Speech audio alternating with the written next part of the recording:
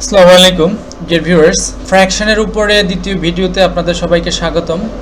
Viewers, আমরা এই ভিডিওতে যে স্ক্রিনে আপনারা যে এই ফ্র্যাকশনটা দেখতে পাচ্ছেন ভগ্নাংশটি, এই ভগ্নাংশটির একটা বিশেষত্ব রয়েছে। ভগ্নাংশটির সাথে সাথে কিন্তু একটা তীর চিহ্ন আছে।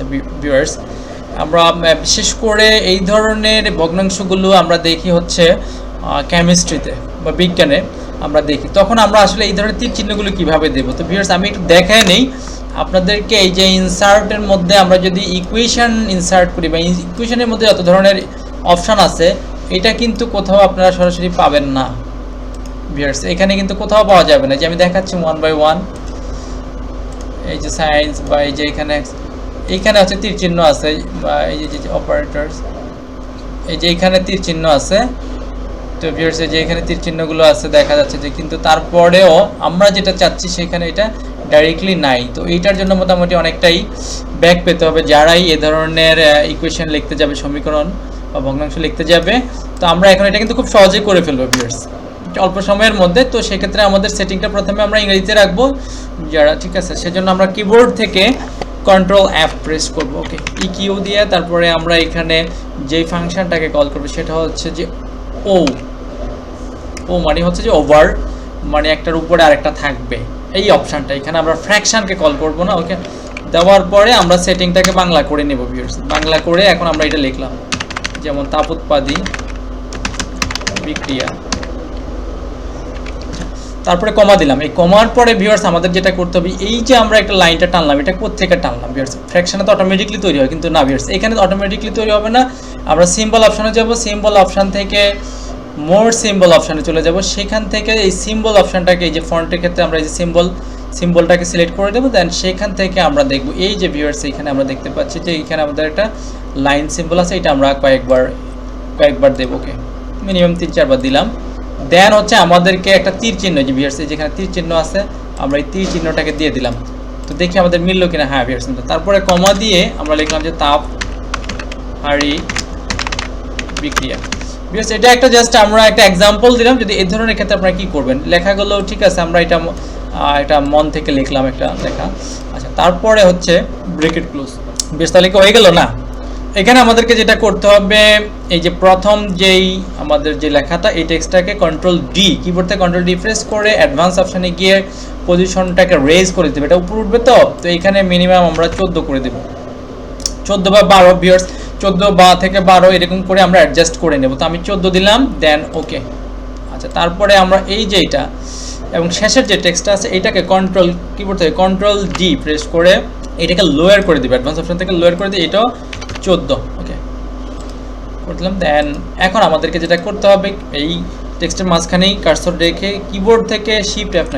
ওকে, তো ভিউয়ার্স দেখতে পাচ্ছেন কিন্তু আমাদের চমৎকারভাবে এই যে ফ্র্যাকশনটা কিন্তু হয়ে গেল। তো এখানে আমাদের যেটা ঘাটতি আছে, যে আমাদের যে এই যে লাইনটা, ফ্র্যাকশনাল লাইনটা ভিউয়ার্স, এই লাইনটা কিন্তু একটু ছোট মনে হচ্ছে। তো এটার জন্য আমরা আবার কিবোর্ড থেকে যেটা করব, Shift F9 প্রেস করব। দেন আমরা এইটার একেবারে যে লাইনটা আছে, লাইনটার আগে আমরা কার্সর রাখবো, ঠিক আছে। ওকে, কার্সরটা রেখে দেন আবার সিম্বলে যাব। এই যে আমাদের লাইনটা আছে, এটাকে আমরা আরও একবার দিয়ে দিলাম। তো আর একবার দিলে আমার মনে হয় ভিউয়ার্স কাজটা হয়ে যাবে। ওকে, ওই যে এখানে ভিউয়ার্স টগল ফিল করছে, এটা রাইট বাটন ক্লিক করলে হবে, অথবা কিবোর্ড থেকে আমাদের যে এখানে আমাদের যে Shift F9 এটাকে প্রেস করলে হবে, Shift F9 চাপলেও হবে। তো ভিউয়ার্স এইবার মোটামুটি কিন্তু মিলে গেছে। তো ভিউয়ার্স, এইটা আসলে আমরা তো সাধারণ ভগ্নাংশ লিখতেই পারবো, বাংলাতে ইংরেজিতে সব ক্ষেত্রেই কিন্তু আমরা এই ফর্মুলাটা অ্যাপ্লাই করতে পারবো। তো ভিউয়ার্স আরেকবার দেখাই নি আসলে আমরা কি করলাম। এইখানে কিন্তু এটা শূন্য না ভিউয়ার্স, যদি কেউ শূন্য দেন তাহলে হবে না। এটা এইটার মিনিংটা বুঝাচ্ছে। এটা বড় হাতের ও দিলেও চলবে, ছোট হাতের ও দিলেও হবে। আমি একটু বড় হাতের করে দিলাম। এইটার মিনিং হচ্ছে ওভার, মানে একটার উপর আরেকটা থাকবে। আর মাঝখানে যেটা, এটা কোনো লাইন না, এটা আমরা কি করলাম, কয়টা সিম্বল দিয়ে এই লাইনটাকে ড্র করে দিলাম। এটা যে অবস্থা আছে ঠিক ওইখানে মাঝখানে রয়ে গেল। তো এখান থেকে রাইট বাটন ক্লিক করে আমরা যে টগল ফিল কোডস, ওকে, তাহলে কিন্তু হয়ে গেল। তো এটা আমরা চাইলেই সব কিছু কিন্তু কমাতে, যে লাইনটাকে ছোট বড় করা, এটাও কিন্তু পসিবল। এবং আমরা যদি কখনো মনে হয় যে লেখা যত বড় হবে, তখন যেই কাজটা করতে হবে ভিউয়ার্স, সেইটাকে আমরা একটু দেখাই দেই।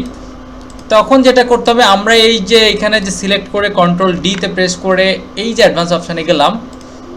ওকে, এই যে এখানে আমরা অ্যাডভান্স অপশানে গেলাম, সেটা একটু দেখা আবার।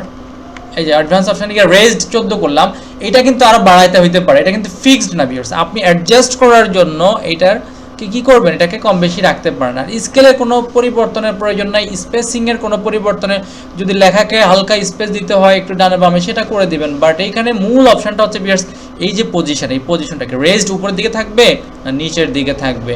তো ভিউয়ার্স আশা করি আপনারা বুঝতে পেরেছেন। আর বাই অপশনটাতে কিছুই পরিবর্তন করার প্রয়োজন নাই, এইখানে কোথাও কোনো অপশন আপনার কি টাচ করার প্রয়োজন নাই, জাস্ট এখানে রাইট বাটন ক্লিক করে টগল ফিল্ড কোডস।